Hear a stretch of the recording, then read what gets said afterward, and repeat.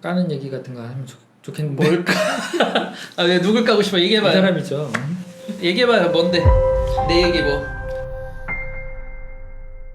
오늘 할 건 무슨 얘기냐면 저희가 최근에 프로젝트가 끝났어요.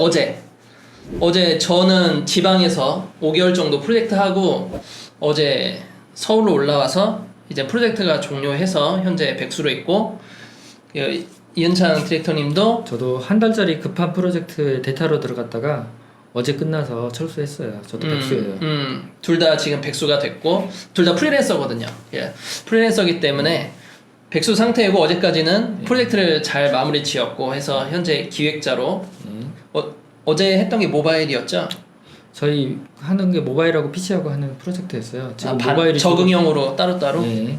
적응형 웹이었고 저는 반응형이었어요. 그 약간 이게 할 얘기가 좀 있겠다. 적응형과 반응형에 대해서 저는 반응형 웹 사이트를 2개를 만들고 그리고 일반 PC 사이트를 2개를 또 만들었죠. 그러니까 총 4개를 만들었죠. 5개월 동안. 그리고 1개월 동안 하신 게 원래 프로젝트는 꽤 오래 시작된 작년 말부터 시작된 프로젝트였고요. 그 차세대라고 해가지고 지금 당장에 못하는 것들을 앞으로 몇 년 후를 대비해서 만드는 게 차세대거든요. 그래서 다 대대적으로 바꾸는 거고 그중에 우리는 모바일과 PC 쪽을 같이 진행하는 프로젝트였어요. 그러면 한 달 정도 투입된 이유가 있을 거잖아요. 아, 예, 원래 그 이유가 뭐예요? 제가 원래는 한 달 정도는 처음이라서 좀 처음에 당황했었는데 제가 이제 친하고 모시던 이사님이 프로젝트 갑자기 PM 들어가셔서 그 나가는 기획자가 이제 급하게 나갔다. 근데 이제 데이터를 구해가지고 해야 되는데 데이터 한 명이 그 한 사람 걸 맡기는 좀 버거웠거든요. 그래서 그 인수인계를 2명이 받게 됐어요. 파트를 나눠가지고 한 사람 거를 2명이서 받아가지고 제가 한 달 동안 진도를 쭉 빼드리고 나온 거죠. 나는 아시는 예전에 제가 대전 출신이라서 대전에 다녔던 회사 거기 사장님이 콜 하셔가지고 저도 지인 추천으로 지인으로 해서 내려가서 타향살이 하다가 어제 왔죠. 많이 힘들었죠. 아니 힘든 게 아닌 것 같아. 옆에서 보면은 초반에는 틈새탕경 놀다고 막 불평불만하고 나중에 되니까 일 많다고 불평불만한데 아니야 근데 이번엔 일은 없었어. 아 정말? 그럼 좋은 프로젝트였네. 아 그러니까 찝찝해. 지금 이 프로젝트는 나에겐 되게 찝찝한 프로젝트였기 때문에 그렇게 유쾌하지 않은 프로젝트예요. 어때 마무리 잘 하셨어요 어제는? 저도 처음에 예상대로 하면은 편하게 하고 나오려고 그랬었는데 마지막에 대박 수정사하게 생긴 거예요. 넘기려고 하고 인수인계도 하고 서류도 작성에 시간이 없는 거야. 그리고 막 하다가 이제 못하겠다. 원래는 내가 한 부분까지 마무리하고 딱 넘겨주면 좋았을 텐데 갑자기 수정사항이 많으니까 그거를 새로운 사람한테 이어받은 사람 넘기기에는 시간이 촉박하고 오히려 내가 하는 게 낫겠다. 최대한 하고 왔는데 그래도 부족하더라고요. 그래서 그 남은 사람이 조금 고생할 것 같아서 연락 자주 하라고 그랬어요. 왜냐면 히스토리를 알아야 되니까. 되게 착하다. 근데 보통 프리랜서 같은 경우에 계약일이 예를 들어 어제 딱 끝나면 그 다음부터 확 나가는데 여기는 그 뒤에 후임자까지 잖아요. 그 진짜스? 이사님이 찾아서 뭐라 그랬고 이사님한테 딱 가면서 나중에 여기서 무조건 예스맨 하겠다고 마음가짐 가지고 갔어요. 그러니까 가능한 거지. 다른 데 모르는 데서 했거나 나한테 잘못 대하거나 아니면 악의적인 회사나 그러면은 당장 연락 그치 돈 달라고 하지. 네, 그렇죠. 뭐 일 도와달라고 하면 그렇겠죠. 이걸 줘야지 일을 도와주지. 지인 찬스니까 그런 거예요. 그치. 근데 많은 사람이 더 무서워. 그럴 수 있죠. 네, 아는 사람이 더 무섭긴 하죠. 내가 경험한 프로젝트 중에 제가 이런 경험한 거 그리고 좀 해피한 거 해피했던 것도 기억나고 잘했던 것도 있고 막 여러 가지 이게 한 가지 제가 얘기를 들면 예전에 되게 유명한 사이트인데 유명한 사이트에서 반응형이었어요. 반응형 프로젝트인데 그게 반응형 초창기였어요. 미디어 커리가 나오지 얼마 안 될 때 미디어 커리라는 게 이슈가 됐을 때 그때 작업을 했는데 그때는 약간 시스템 쪽 반응형이라서 테이블이 되게 많았어요. 테이블 반응형을 해야 되는데 저는 그때 퍼블 PL이 아니었거든요.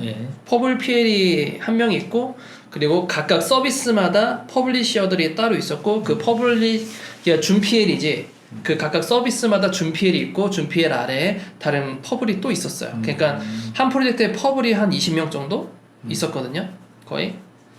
근데 퍼블 PL이 가이드를 잘못 내려줘가지고 되게 엉망이 된 적이 있었는데 거기다 SVN도 안 됐었어요. SVN도 안 돼가지고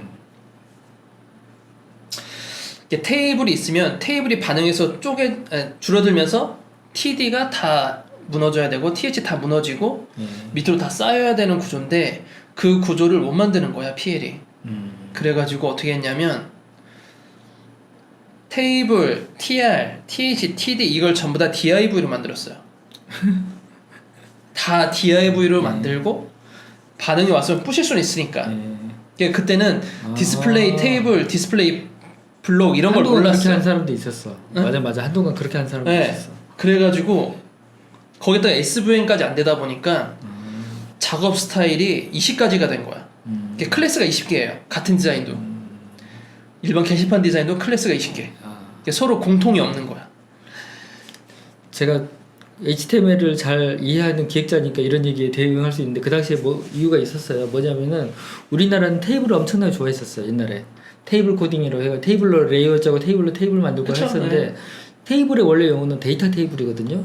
그러니까 정확히 DB화된 데이터 그런 걸 뿌려주는 게 테이블이니까 테이블에다 해주면 안정적인데 모양을 반응형으로 만들고 싶어서 모양은 테이블인데 DIV로 그걸 짜는 거죠. 옛날에 그리드 시스템이 그렇게 했잖아요. 그거는 기술 지원이 안 돼가지고 드래그 앤 드롭이라든지 테이블을 소팅해야 된다든지 아니면 여러 가지 기술들이 들어가 있어요. 그리드 시스템처럼 맞아요. 반응을 만들어버린 거지. W은행 때 그렇게 나왔었어요. 그 당시에 그 데이터 테이블인가 뭐지 그리드 테이블 만드는 업체가 있었는데 그거를 맞지 그리드 만든 옛날에 JQ 그리드 썼었구만.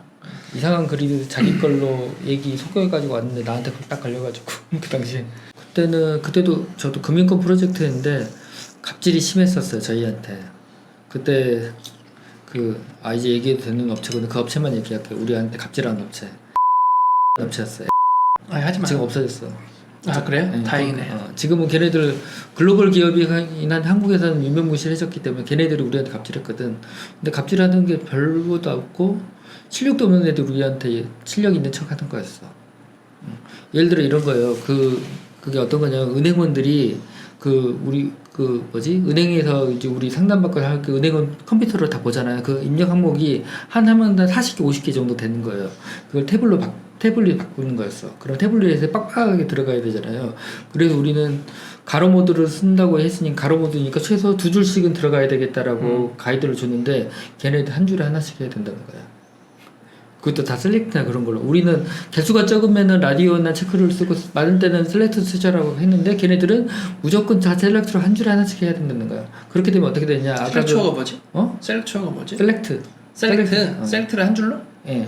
한 줄에 셀렉트 하나씩 계속 해버리자는 거야. 개수가 몇 개도 상관없이. 우리는 개수가 적으면 라디오나 체크로 하면 되는데 걔네들은 다 셀렉트 박스로 다 하자는 거야. 선택하는 거. 그리고 가로화면인데 한 줄에 하나씩인데 PC에서는 아까 40, 50개 있는 항목이 있다고 그랬잖아. 그러면은 엄청난 항목이 많은데 그거를 태블릿 들고 하면은 하고 누르고 계속 스크롤하고 해야 되거든.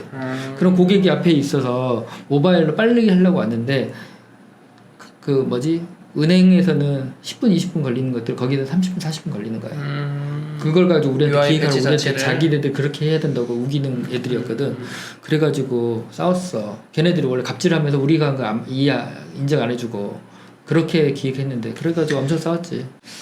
프로젝트 최악이었던 게 그게 있고 최고였던 프로젝트도 한 최고? 개 있어. 예. 최고. 나 진짜 내가 후원이 형이랑 장원 형님이랑 얘기하면서 진짜 프로젝트 끝나고 클라이언트와 같이 손잡고 박수 치면서 진짜 훌륭했습니다, 수고하셨습니다 이런 프로젝트 찾기 힘들다고. 근데 난 있었거든. 네. 되게 클라이언트와 이 같이 프로젝트 한 사람이 되게 친해져가지고 끝나고서도 프로젝트 끝나는데도 다 같이 모여서 밥 먹고 단톡방 만들어서 계속 연락하고 막 그런 적 있었거든. 지금은 다 뿔뿔이 헤어졌지만 근데 처음부터까지 되게 좋았어요. 느낌. 나 그때가 반응형 그때 최초 반응형이었어요. 은행권 최초 반응형 사이트였어요. 은행권에서 최초 반응형 사이트인데 거기서 진짜 고생 많이 했어. 내가 그때 터치 슬라이드가 안 되는 거예요. 근데 갤럭시 S1이랑 아이폰 3G를 맞춰야 됐고 그냥 갤럭시 탭 7인치 최초 버전 거기에 그러니까 갤럭시 탭에 맞춰야 됐고 그리고 갤럭시 S1에 맞춰야 됐어요. 근데 HTML5가 거의 안 먹는 거야. HTML4로 작업했는데 터치 슬라이드가 안 되는 거야. 그걸 못했어요 나 터치 슬라이드. 그래가지고 프로젝트는 잘 다른 사람을 섭외해가지고 그 사람 스크립트 빠꾸수라서 그분을 초빙해가지고 돈을 더 줘가지고 그 슬라이드만 전문적으로 짤 수 있게. 그때는 거의 최초라서 거의 그런 것들이 어디 구글링도 안 돼요. 안 나와 검색해도. 그때 거의 최전방에 있었거든요. 근데 지금은 최전방은 아니지만. 저도 최고의 프로젝트가 뭐였냐면은 제가 다니던 회사 플래시 전문 회사였어요. 옛날부터 엄청나게 유명한 플래시 전문 회사였는데 그 마지막 플래시 프로젝트라고 해서 플렉스라는 걸로 했는 플렉스 나도 했었어. 근데 그 당시에 갔는데 다 우리 회사 직원이었어요. 그리고 그때 PL 하시는 분이 딱 얘기하더라고. 우리 회사에서 다 에이스만 데리고 오니까 말하면 다 해줄 거다. 그랬더니 정말 잘해준 친구들로 온 거예요. 그 PL님도 엄청나게 깐깐하게 일 잘해주셔서 이거 필요하다 그러면은 바로바로 해줬거든요. 그래서 팀원들도 상당히 좋았고 했는데 심지어는 클라이언트도 좋았어요. 클라이언트는 직급이 나는 과장님이었는데 원래 그런 대형 프로젝트 과장님이 할 게 아니라 부장급이나 뭐 부장 대우 그런 사람이 해야 되는데 과장님이 오셨어요. 근데 정말 젠틀하시고 우리보다 일찍 출근하셔서 늦게 퇴근하시는데도 우리한테 아무 그런 거 없으시고 너무 잘 대해주셨어. 그리고 우리가 뭔가 해줘야 된다 그러면은 도와주시기도 했고 했는데 그게 성공적으로 완전 대박으로 끝났어요. 그분은 끝나자마자 최연소로 한 단계 올라가셨어 심지어. 맞아. 그 프로젝트가 이게 잘 끝나면 현업들은 진급을 하더라. 예. 신기했어. 거기에 있던 우리 대표하시는 PM님은 그것도 그 인연으로 계속 그 회사 프로젝트를 하셨어요. 그 지목돼서 그 정도. 그때 은행 때 잘 돼가지고 그때 현업 담당자분들이랑 우리 FIS 분들 해가지고 다 올라오셨죠. 다 진급하시고 막 나는 밥이나 먹었는데 밥은 뭘 얻어먹어. 연락 다 끊겼구만.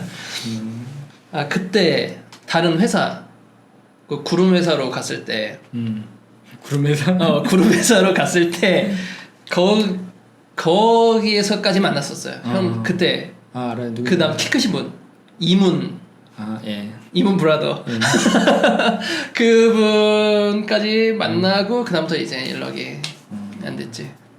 그리고 잘된 프로젝트는요 멤버들끼리도 으쌰으쌰해서 계속 뭐야? 끝나고 연락하고. 그러니까 이 형이라도 프로젝트가 괜찮게 됐으니까 이렇게 연락을 하지. 만약에 잘못했고 멱살 잡고 이랬으면 연락도 안 하지. 저도 처음에 여기 왔을 때 이 친구랑 친하고 계속 교류하고 그러니까 이 친구도 계속 꾸준히 노력하니까 나랑 만나는 거지. 노력도 안 하고 옛날처럼 똑같이 하고 그랬으면. 옛날처럼 뭐 내가? 옛날처럼 뚱뚱하고. 지금도 뚱뚱한데? 뭐 그런 거? 새로운 것들 하니까 나랑 접점이 생기는 거예요. 계속 저도 새로운 거 공부하고 하는데 이 친구도 하니까 계속 만나거나 같이 일할 접점이 점점 생기는 거지. 아마 이 친구가 도태되고 나도 도태됐다면은 옛날에 하던 거나 계속 하던 거 아니면은 만날 일이 없었겠죠. 꾸준히 노력하니까 우리 계속 만나는 것도 있어요. 다른 형님도 그럴까? 다른 형님은 다른 분야로 꾸준히 하시면 돼요. 모든 걸 다 이것만 다 하실 게 아니라 다른 것도 잘하시고 어쨌든 공부가 끝이 뭐가 늘어나면 되는 거죠. 아 지쳐 진짜. 질리는 건 잘 안 봐. W 때 안 질렸잖아. 재밌었잖아. W라고 얘기해. 그런가? 저희 프로젝트 때 만났거든요. 처음 만났을 때. 그거 얘기한다면. 얘기 나왔으니까 얘기하죠. 저희 때 2012년 13년인가 그때 만났어요. 13년일 거예요. 왜냐하면 13년 4월에 12년에 시작했고 12년 시작에 13월 4월에 웹 접근성 그 전체 법인에 대한 그게 이슈가 있어요. 가장 크게 이슈가 됐던 사이트였죠. 왜냐면은 그 당시에 접근성은 대부분 그 국민은행을 제외하고 일부 사이트만 그 접근성 지킨 사이트 신한은행도 했었어요. 나중에 있지, 한참 나중에 있지 걔네들. 아니야 그 전에 있었어. 내가 신한은행하고 은행 걔네들 들어온 전체 건데. 사이트 아니었어. 아 전체 아니고 일부 저기 사이트지. 예. 일부 페이지 그러니까 접근 개인 뱅킹 그런 개인 거는 뱅킹만 있지. 있었지 신한은행. 그 당시에 저는 기획자였고 이 친구는 접근성 컨설턴트 나중에 들어왔거든요. 근데 그 전 컨설턴트가 잘 못해가지고 그 일이 다 저한테 돌아왔었어요. 그러니까 저는 기획자도 해야 되고 PL 역할 공통 가이드 해야 되고 접근성까지 대응하고 있었거든요. 그래가지고 허덕이고 있는데 이 친구가 와가지고 제 파트를 다 가져갔어요. 그러니까 저한테 질문 안 하는 거지. 아 살았다. 그리고 나도 이 기획해야 되니까 이 친구 와서 저도 일이 좀 풀려가지고 조금 괜찮죠. 부하가 많이 줄었지 덕분에. 그때 힘들었어. 이게 그때 근데 그 얘기해도 되나 우리? 근데 보안 이미 아까 나왔잖아. 그 자세한 얘기 어떻게 이게 애매하다 이게 보안각서 때문에. 근데 보안각서 해도 지금 유효기간이 있나? 뭔가 우리가 얘기한 건 아니니까 그 프로젝트에 있었던 얘기만 하지 뭐. 그래요. 이게 되게 재밌는 썰 많은데 거기에 참여했던 사람이 한 층을 탔어. 100평 넘는 층을 탔었는데 200명인가 300명 됐지 않았어? 평균이 200명씩 있었고 들어왔다 나갔다 하는 사람까지 생각하면 3,400명 될 거예요. 나 그때 QA 할 때 진짜 깜짝 놀랐잖아. 진짜 제대로 한다 얘네들. 잘했다고? 이 QA가 뭐냐면 나중에 품질 검사를 하거든요. 그러니까 그때는 12개 사이트를 만들었어. 그룹이죠. 금융에 대한 12개 사이트를 리뉴얼하는 건데 접근성 높여서 리뉴얼하는 건데 거기에서 이제 거의 마무리 단계지. 2월 3월쯤일 거예요. 마무리 단계에서 QA라고 해서 품질 인증이라는 절차가 있어요. 그래서 그 사이트들을 제대로 다 열리고 호환성, 접근성 그리고 기능적으로 다 잘 되는지 해서 그거를 테스트를 해야 되는데 어떻게 테스트하냐면 윈도우, 맥 버전별로 PC를 다 가져와요. 맥도 다 가져오고 윈도우 7, 8, 10 그리고 각 OS별로 브라우저 버전별로 해서 PC를 20, 30대를 쫙 깔아놓고 다 실행시키는 거야. 그걸 제대로 하는 거에 안 했어요. 딴 데는 조금씩 형식적으로 했고 거기만 그 OS별로 브라우저별로 그게 다 제대로 하는 만들었지. 거지. 근데 그때 깜짝 놀라. 얘네들 제대로 하네. 그래가지고 그때도 품질 인증 그 받는데 웹아치에서 왔거든요. 웹아치에서 참여했는데 그때 예. 많이 같이 일해가지고 지금은 안 계시지만 많이 했었죠. 그때 해가지고 많이 오고 그때 저기 액티브엑스가 문제가 많이 돼가지고 액티브엑스가 접근성이 굉장히 취약했어요. 그때 그렇죠. 업체명은 얘기하기 좀 힘들고 되게 유명 업체인데 그 업체 저희 두 사람 도움 많이 받은 거예요. 그 당시에. 그치. 진짜. 그 내가 이렇게 접근성 공통이었으니까. 개선을 해서 그 다음에 다른 곳에 또 납품을 할 수 있으니까 그 업체 우리한테 공짜로 공짜로 컨설팅 받은 거지 어떻게 보면. 나 막 그때 엄청나게 해가지고 그때 엄청나게 해가지고 액티브엑스나 솔루션 업체가 제가 분명히 브라우저 버전이나 그런 것들 맞춰서 오라 그랬거든. 여기서 말하는 그 당시 8이나 9나 그런 걸 맞춰서 오라 그랬는데 자기네 최신 버전 OS랑 브라우저 갖고 된다 그래. 최신 버전만 된다고? 자기네들 깠는데 우리 그 최소 버전이 있었잖아요. 접근성 따기 최소 버전 여기선 돼야 되는데 자기네 컴퓨터 되니까 됐다 그래. 그래 내가 막 아니지. 사용자가 엄청나게 많은데 그 금융권 같은 경우는 이게 브라우저 얘기해도 이게 웹은 이제 어느 정도 정해졌어요. 사실은 호환성에 대해서 그러니까 인터넷 익스플로러는 9 이상 맞추면 된다. 크롬이나 파이어폭스도 버전에 따른 지원이 있지만 이게 크롬이나 파이어폭스를 얘기하지 않는 이유가 버전에 대해서 자동 업데이트가 되거든. 근데 인터넷 익스플로러는 자동 업데이트가 안 돼요. 라이센스 윈도우 버전 라이센스 그리고 이게 크랙 버전이거나 불법 다운로드 받아서 했으면 윈도우 업데이트가 서비스 업데이트가 안 되다 보니까 브라우저도 업데이트가 안 되고 그렇죠. 그래서 마이크로소프트가 그게 문제인 거지. 브라우저만큼은 자동 업데이트 해주면 상관이 없는데 자동 업데이트가 안 되다 보니까. 그렇죠. 근데 이 얘기를 한 이유가 뭐냐면 모바일이 거지 같다는 거지. 모바일 호환성 맞춘 데다 죽을 뻔했다니까. 여러분 어프 개인 뱅킹 쓰시는 분들 그거 제가 참여한 거거든요. 그거 보시면 그때 진짜 힘들었어요. 언제쯤이야? 그때 할 때가 이슈가 뭐냐면 근데 이런 거 얘기하면 안 된다. 그러니까 우리은행 문제가 아니라 그냥 기계가 문제라서. 그러니까 옛날 프로젝트 할 때는 예전 프로젝트를 할 때 문제가 만약 요즘도 그럴 거예요. 저 모바일 사이트를 하면 도대체 핸드폰 어디까지 맞춰야 되는지, 갤럭시 S1을 맞춰야 되는 건지, 노트 2부터 맞춰야 되는 건지, 네.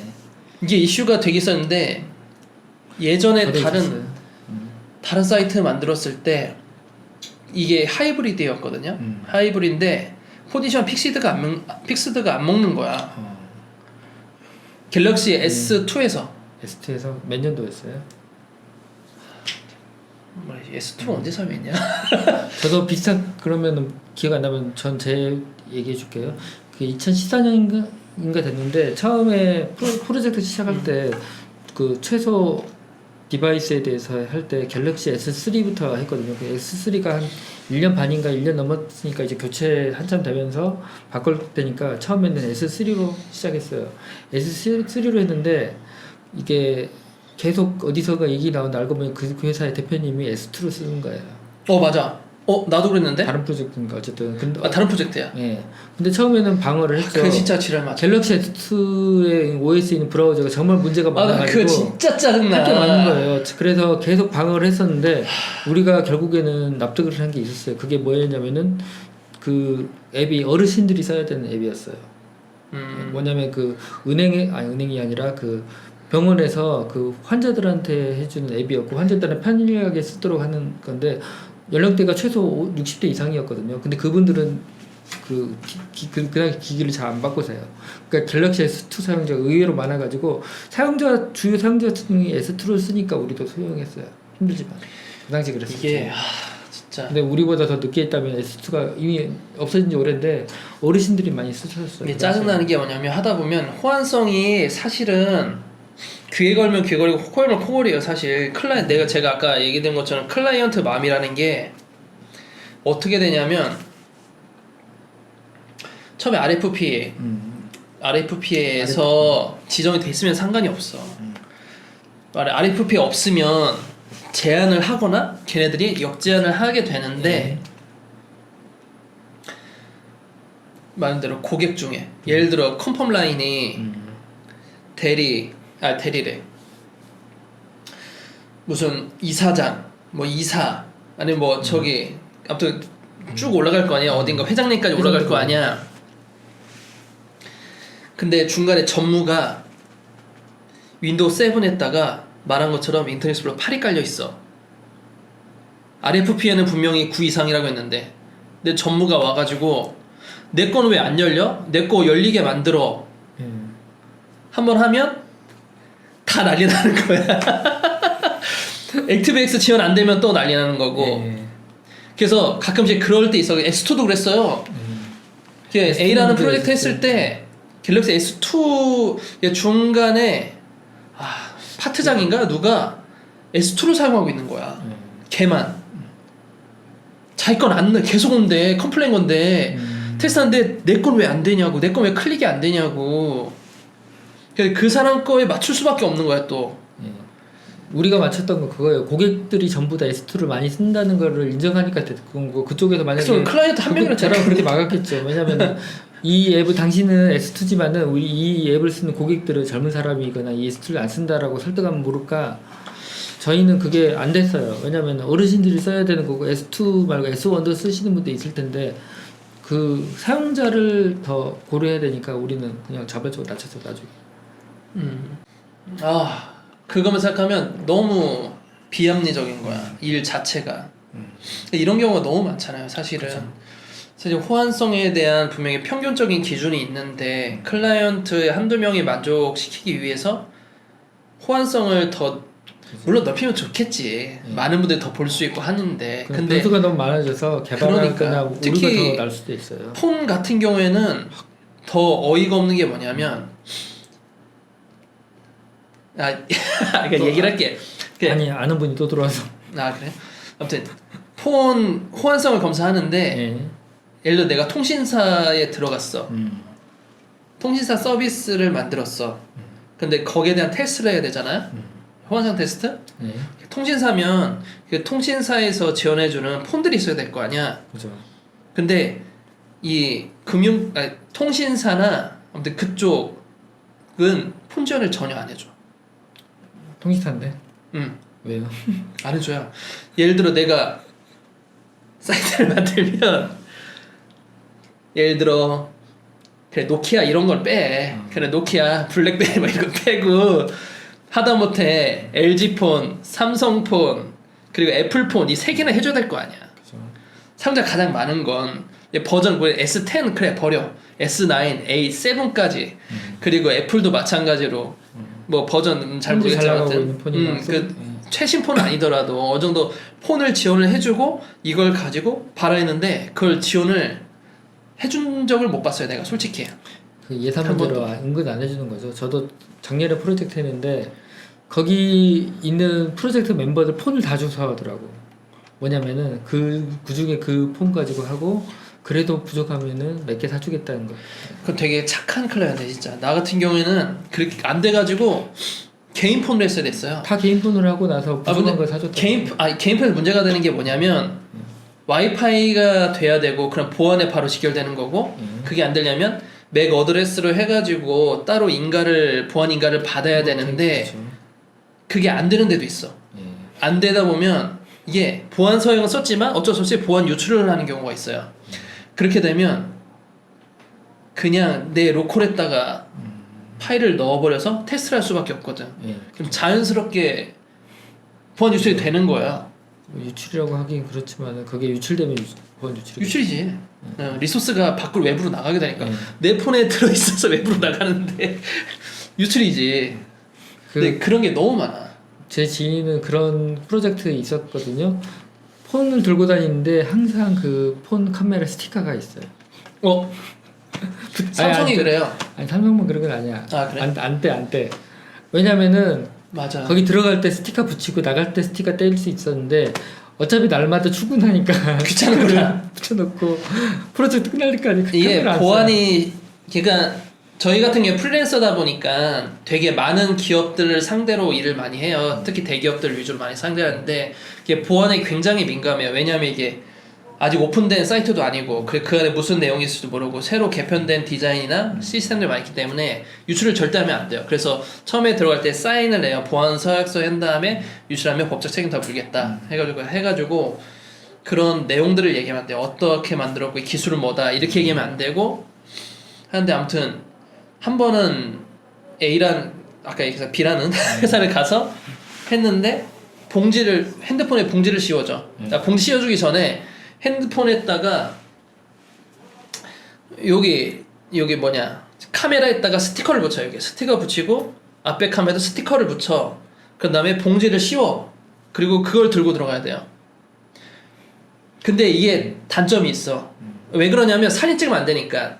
코드 사진 찍거나 이 건물 같은 거 사진 찍으면 안 되니까 보안 때문에 하는데 문제점이 뭐냐면 요즘 핸드폰은 좋아가지고 안면 인식이에요.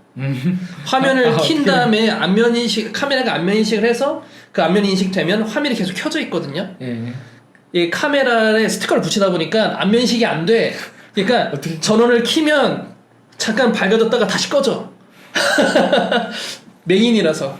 그러니까 그래가지고 카톡하다가 또 꺼지는 거야. 카톡하다가 또 꺼지고. 진짜. 또 어떤 데는 그냥 앱을 그 안드로이드 쓴사 앱을 깔아가지고 APK 설치한 다음에 그냥 위치 정보나 이제 와이파이나 그쪽에 다 차단시켜버리고 차단시켰다가 나갔을 때도 되고 감시가 심한 데도 있어요. 이제 우리 같은 사람들 대형 프로젝트나 이제 보안이 들어가는 프로젝트를 하다 보니까 그런 경우가 비일비재하죠. 그렇죠. 아무튼 보안은 뭐 오케이. 오케이인데 이게 사용자였거든. 내가 맥 들고 테스트했어요. 저 이제 막 우겼거든. 여기 오픈 뱅킹이니까 맥도 하니까. 근데 얘기하면 안 돼요. 아니 여기까지 괜찮은 건 내 맥을 사용했고 거기서 나올 때는 내 거 맥 팔고 나왔어. 앞으로 업체명 얘기하지 맙시다. 업체명 얘기 안 하는 게 좋을 것 같아. 그리고 나중에 이거 다 삐처리할 거야. 까는 얘기 같은 거 하면 좋겠는데. 뭘까? 왜 누굴 까고 싶어? 얘기해봐. 이 사람이죠. 얘기해봐. 뭔데? 내 얘기 뭐. 처음 는 만나서 완전 싸가지가 없었어요. 그 나는 이제 그 이 친구 오기 전에 접근성에 대해서 거기 있는 기획자, 디자이너, 퍼블리셔, 개발자 막 설명을 해주고 있는데 설득이 안 되는 거야. 왜냐하면 나도 기획자니까 기획자도 일 조금 하고 싶거든. 내가 일 조금 하고 모든 멤버들 일 조금 하도록 유도를 하고 싶은데 접근성에서 그렇게 하다 보면은 회피하거나 아니면은 꼼수를 부리게 되는 거라서 안 되거든. 그것 때문에 나도 막 딜레마 있었는데 이 친구는 오자마자 이 친구 컨설턴트로 왔으니까 딱 그렇게 이제 꼼수 부린 사람이 있으면은 당신이 결정 해결하시던가 당신이 책임지시던 딱 그러니까 사람들이 다 죽어버리는 거야. 난 그렇게 안 했거든. 근데 이 친구는 당신이 당신이 인증 마크 획득을 못 따면 당신 그 책임은 이 오류가 생기면 당신 책임이라고. 그렇게 하니까 다 죽어버리는 거야. 그 컨설턴트가 내가 책임지고 내가 하겠다는 그 책임감이 있는 거니까. 하상필이 하는 대로 그 리베아인이 하라는 대로 가이드에 맞춰서 하게 되면은 하상필이 책임질 수 있는데 그 꼼수 부리는 사람이 한두 명이 아니에요. 여기저기 조금씩 이렇게 귀찮아가지고. 사람들이 어쩌는데 여기서 1점 떨어지고 저기서 2점 떨어지고 저기서 한 2점 떨어지고 그러다 보면은 결국에는 점수가 못 넘었거든요. 그래서 그렇지. 이게 티끌모아 태산이라고 이게 맞아요. 진짜 1.1점이 계속 깎이면 나중에 탈락이 돼서 인증마크 획득 못하면 오픈 시기 늦어지고 거기에다가 계약일 연장회가 돼버리니까 거기다 지체 상금률도 물게 되고 막 되게 인증마크 하나 못 땄다고 되게 오픈 이게 내 문제가 아니라 회사와 회사 간의 문제가 되고 소송까지 들어가기 때문에 그래서 처음에 시작할 때는 무조건 목표를 100점으로 잡고 가자 그랬어요. 왜냐면 여기서 누군가 딱 그래. 여기서 1, 2점 떨어도 괜찮지 않아? 아니요. 다 1, 2점이라고 해봐. 다 1, 2점은 그 모이거든. 빵점. 그리고 우리가 모르는 우리가 중간에 더군다나 생겨요. 더군다나 그 프로젝트에서는 이제 200~300명이 같이 작업하는데結構내가 일주일에 한 번씩 디자인팀 접근성 교육, 그 다음에 퍼블리싱팀 접근성 교육, 그 다음에 개발팀, 개발 4팀인가 5팀까지 있었어. 10몇 명씩 해가지고 개발 1팀 가서 접근성 교육하고 그 주에 나왔던 프로젝트 산출물 같은 거 다 검사한 다음에 이 페이지 담당자 누구예요? 당신 이것 때문에 틀렸어. 이거 고쳐. 비슷했어. 이제 1팀, 2팀, 3팀 계속 가가지고 이거 담당자 누구예요? 소리 소문에 다 수색해가지고 그렇게 끄는 건 맞지. 그래서 나도 다 모아가지고 강당에 다 모아가지고 한꺼번에 얘기한 적도 있었어요. 효과 없어. 아니 난 근데 그렇게 해서 효과받은 게 이거였어요. 왜냐면은 팀이 여러 개 있었잖아. 여러 개 팀인데 여러 개 팀한테 개별적으로 얘기하다 보니까 서로 다르게 이해하는 거야. 그래서 나는 그 당시 다 불러놓고. 난 예제를 보여줬지. 예제도 다 보여주면서 그거 다 해줬는데 어쨌든 다 모아놓고 경고했어. 이제 이거 한꺼번에 다 했고 똑같은 얘기했는데 이해 못하는 사람도 그 사람 잘못이라고. 아예. 사례도 보여주고 여러 번 했는데 안 되니까 다 불러놓고 그 아까 비슷한 케이스를 다 한 다음에 이제 똑같은 얘기죠. 다 같이 이해해야 되고 이해 못하는 사람은 여기서 못하는 거니까 하라고. 근데 그 전에는 파트별로 나눠서 했었거든. 그러니까 다 다르게 하니까 대응이 안 되는데 한꺼번에 불러서 얘기해버리니까 나중에 조용해지더라고요. 그치. 그리고 이게 아무튼 그렇죠. 그때는 근데 필사적으로 할 수밖에 없어요. 내가 왜냐하면 되게 많은 사이트고 되게 엄청나게 많은 사람들 내가 컨트롤해야 되니까 분량도 엄청나요. 은행 중에서 그 당시 제일 큰 규모였어요. 접근성 마크를 따는 것들은. 그 전에는 다 중소규모였거든. 근데 전면으로 해서 접근성 딴 케이스 최초였어 그 당시에. 그리고 그 당시에도 뭐 에피소드 많죠. 여러분 다 아시는 그 은행권이나 그렇게 상단에 그 띠처럼 내 있는 거 있죠. 아세요? 배너 때문에 그런 거죠? 그거 우리는 오늘 하루 열지 않음. 네. 그거 기획하는데 우리은행 때 3개월 걸렸어요. 그걸 만드는데 근데 그거를 국민은행에서 먼저 만들었거든. 상단에 노티피케이션 빠르는 것들을. 그 당시에는 스크립트가 없는 환경에 돌아가야 된다는 게 있었어. 1.0이니까. 스크립트가 없는 그때 1.0 기준이 아닐 텐데. 국민은행 때 그랬어. 2011년. 옛날이구나. 1.0 때는 스크립트가 없는 환경에서도 그 팝업 창이 띄어야 되는데 그 금융감독이나 결제원에서는 보안이 있을 때 무조건 팝업을 띄워라 그랬고 접근성에서는 띄우면 안 된다 그러니 안 되는데 대안이 다 없는 거야. 여러 가지 이것저것 하다가 그때 4개월 동안 해가지고 그거 팝업을 만들었거든. 노티피케이션 바가 정확히 요거지. 노티피케이션 바를 만들어 했는데 그 당시 디자인이 안 이뻐가지고 안 썼어. 같은 이슈가 있는데 스크립트는 됐거든. 그래서 그걸 얘기했더니 계속 3개월 동안 해가지고 개발하고 상의하고 이거 만들어줘야 된다. 프레임워크에서 해줘야 된다. 해가지고 만들었는데 그때 디자인이 이쁘게 나온 거야. 보이는 파란색이니까 제일 상단에 파란색에 흰색이랑 디자인된 걸 딱 보이니까 눈에 띌 수밖에 없거든. 일반 팝업 창고보다 그게 훨씬 잘 나오니까 그게 인기가 돼가지고 그다음부터 다른 은행과 다른 사이트에서 팝업 창 대용으로 다 그걸 대용한 거지. 그 당시에 이 친구도 된다고 그랬으니까. 그게 무슨 얘기냐면요. 접근성 계속 접근성 얘기하는데 적성을 하다 보면 팝업을 띄우면 안 돼요. 특히 첫 페이지, 다른 팝업은 상관없는데 첫 페이지 화면, 예를 들어 네이버닷컴을 들어가서 치자마자 갑자기 팝업이 빡 떠가지고 화면을 가리면 안 돼요. 그게 지침이에요. 접근성 지침 중에 하나라서 첫 페이지에 팝업은 절대 띄우면 안 된다라는 게 있는데, 근데 이게 안 띄우면 되지가 아니라 클라이언트의 요건이 되게 많아요. 그리고 금융권 같은 경우에는 금융감독원에서 지침이 내려와요. 예를 들어 스팸 반지인가 뭐지 그게? 뭐지? 사기 해킹도 있고 파밍도 있고. 아무튼 그런 보안에 관련된 거 개인정보 유출 막 이런 보호를 위해서 필수적으로 팝업을 사이트. 띄워라 해서 왜 장애인차별금지법이랑 금융감독원 자체의 그 규율이랑 법과 법이 맞다는 거지. 그래서 이게 부딪히다 보니까 누가 더 위에인지 아래인지를 그래서 그 중간을 찾아야 되는데 그게 그래서 3개월 걸렸던 거야. 그래서 창에 뜨고 팝업이 떴는데 가리면 안 되니까 이제 요즘에는 익숙하실 거예요. 그 팝업이라는 게 없어졌어요. 대부분 큰 사이트들은 어떻게 되냐면 사이트가 뜨고 요 위에 요게 팝업이에요. 요게 팝업인데 그냥 위에 붙어 있는 거지. 그 X 표시를 누르면 이렇게 쓱 올라가고 이렇게 올라가는 그런 거지. 그죠. 예, 팝업이라고 하면 그냥 화면 딱 뜨는데 되게 생각나는 주제가 있어서 그 얘기해도 되나? 뭔데? UI UX에 대해서 뭐 아무거나. 아니, 요즘 드는 생각이 뭐냐면 다 UI UX라고 하잖아요. 근데 UI는 좋아. UI는 다 붙여도 돼. UX UI 디자이너, 뭐 UX UI 뭐. 근데 무슨 의미인지는 다 알잖아요. 유저 인터페이스, 유저 익스피리언스잖아요. 이 UX에서 나는 잘못 선택했다고 생각을 하거든. 뭘 잘못해? 그 단어를 쓰는 게. 왜? UX면 사용자 경험이잖아요. 근데 사용자 경험을 예전에 어떻게 했어요? 난 옛날부터 한 사람이라서 어떻게 판단했어요? 그 사용자 경험을. 정확히는 사용자가 편리하게 한다고 하는 거랑 그다음 사용자가 그걸 고민하지 않고 어떻게 입증할 거야? 사용자 이게 편하다고 어떻게 피드백을 받을 거야? 옛날에 나는 그런 그 컨설팅과 테스트를 많이 했어. 그 어떤 거냐면은 시작하기 전에 프로토타이핑을 해가지고 사용자한테 보여줘. 간단하게 해가지고 그래서 미션을 주는 거지. 여기서 한 다음 단계 넘어갔을 때 몇 초에 걸린 몇 번 터치하는지 그걸 체크하는 것들을 해서 모니터링 한 다음에 이렇게 됐더니 10번 하고 시간이 한 2, 3분 걸렸는데 또 바꿔온 걸 또 테스트했는데 처음 하는 사람은 두세 번 클릭하는데 1분도 안 걸렸네. 그런 것들이 있으면 그것 쪽으로 데이터를 수집해가지고 그런 쪽으로 갔지. 그러니까 그러기 위해서는 먼저 고민이 필요하고 거기에 대해서 충분한 경험이 있는 사람들이 해줘야 되는데 경험 없는 애들이 대충 하는 경우도 있어. 그래서 이 얘기를 한 이유는 내가 계속 파고들었잖아요. UX에 대해서. 요즘에 다 UX UI 디자이너래. 그냥 유행해서 갖다 붙인 얘기 같아. 예전에 UX 전문 업체가 있었어요. 네. 그러니까 이름만.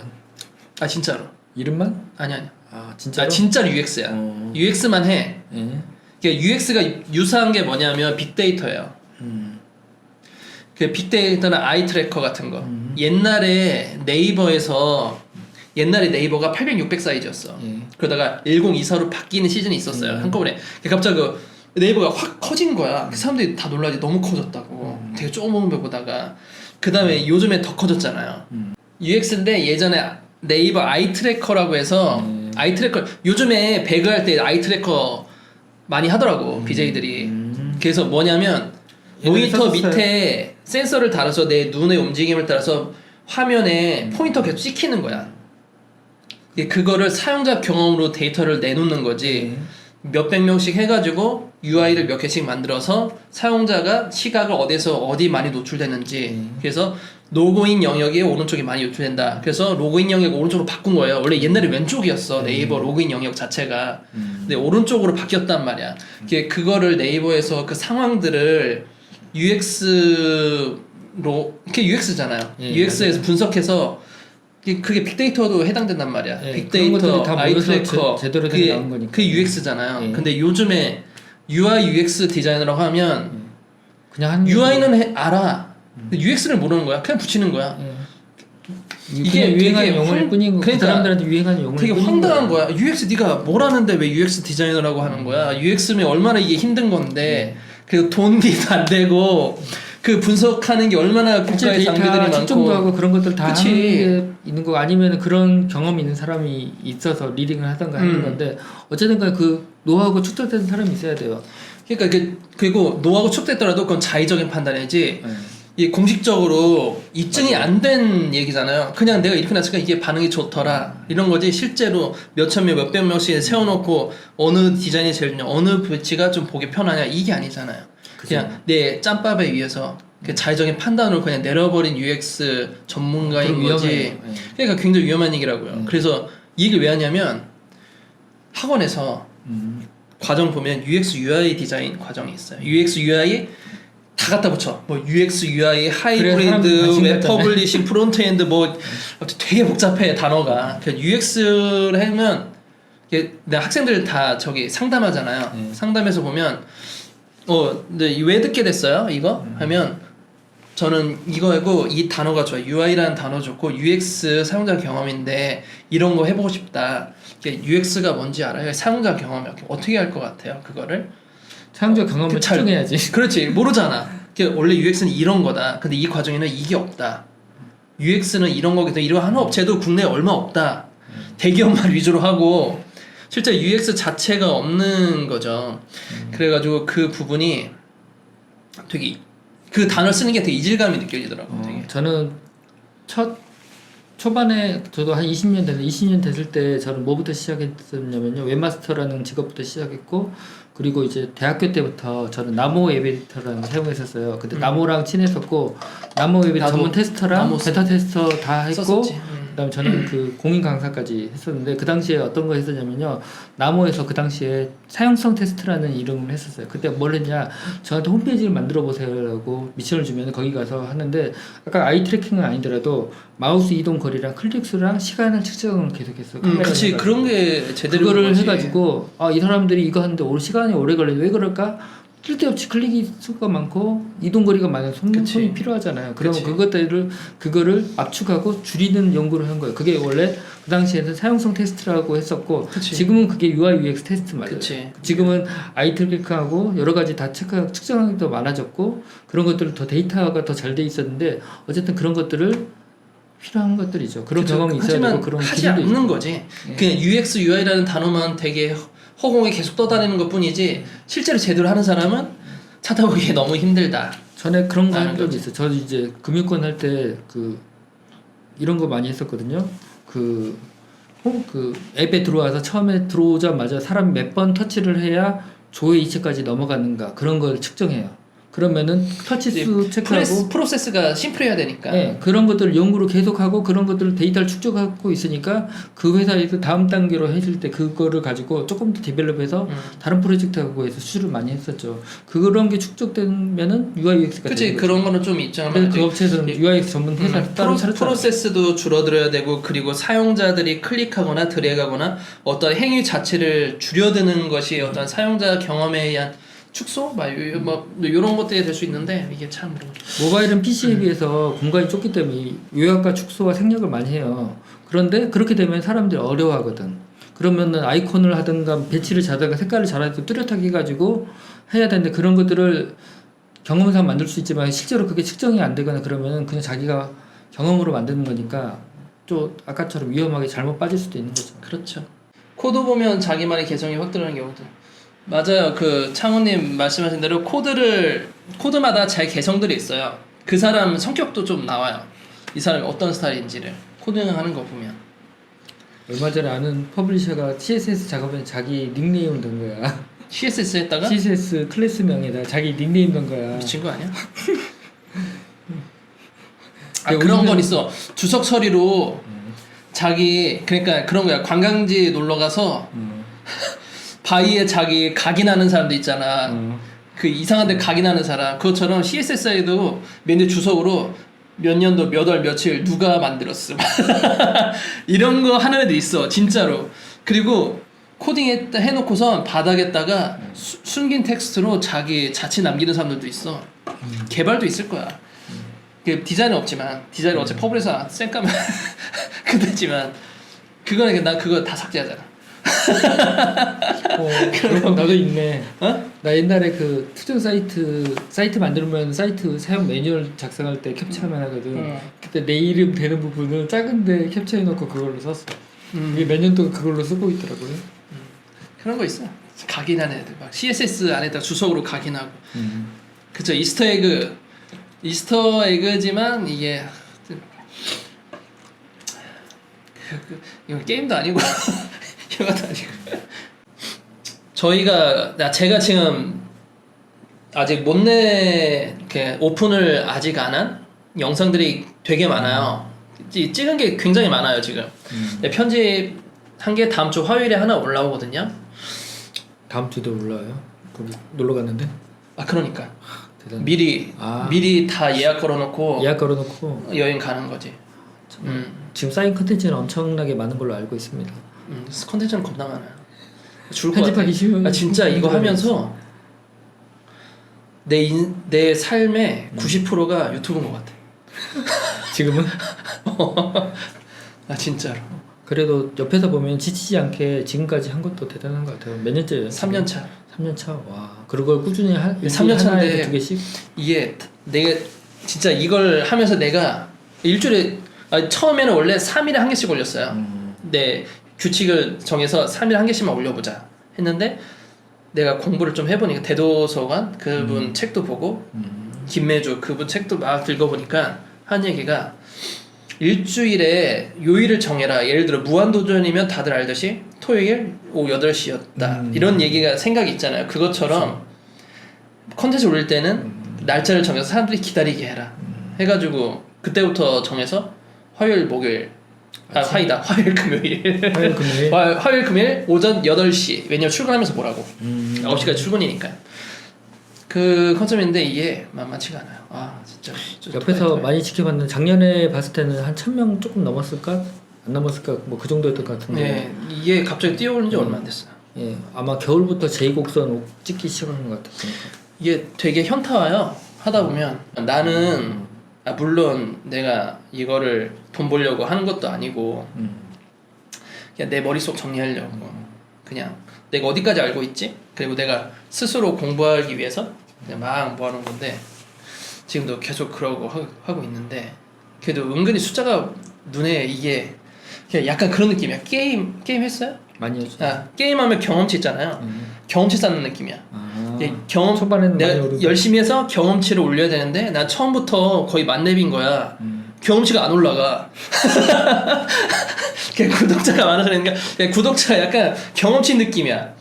경험치 막 이렇게 올리는데 누구는 현질 했는지 뭐 했는지 모르지만 나는 3년에 걸쳐서 4,000명인데 다른 유튜버는 그런 게 있겠죠. 한 몇 달 안 됐는데 6,000명, 10,000명 막 이렇게 되는 거예요.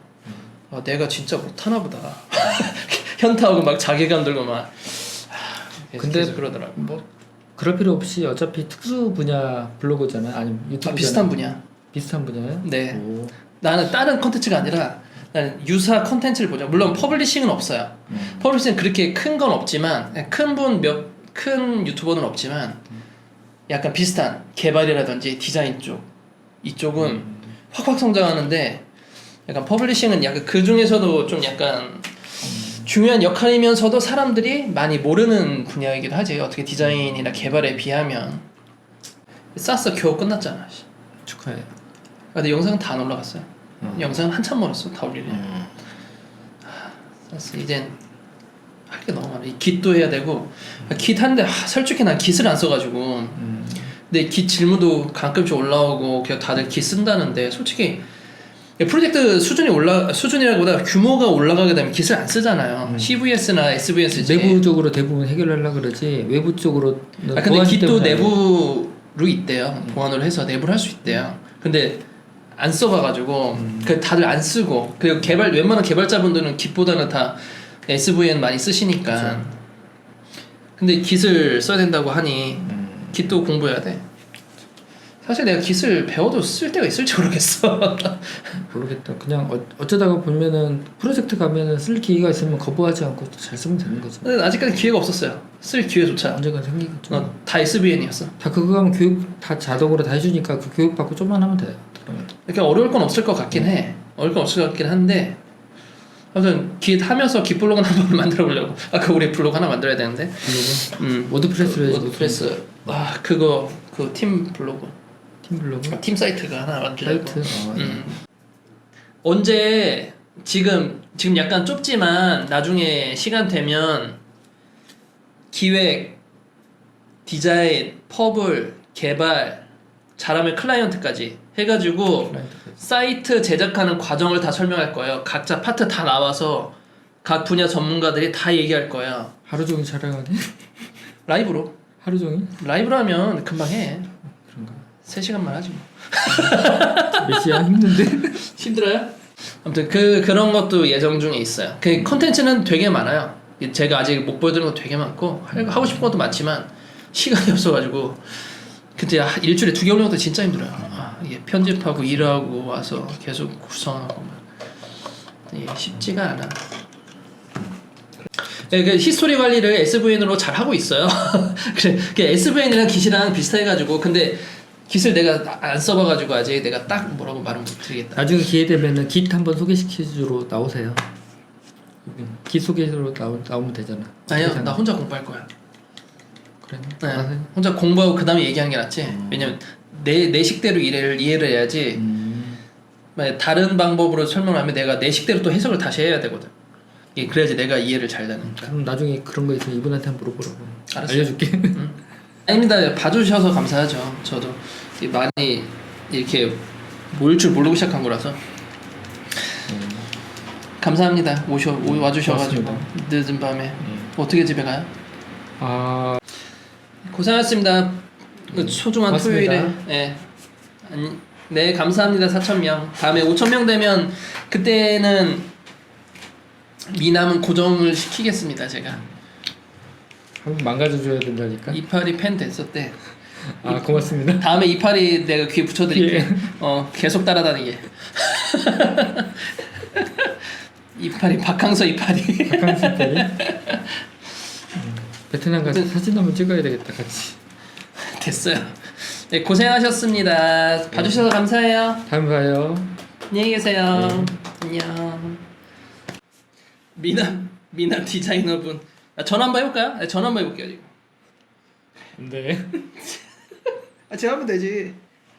스피커폰? 스피커폰으로. 실시간 연결. 여보세요? 형님 어디세요?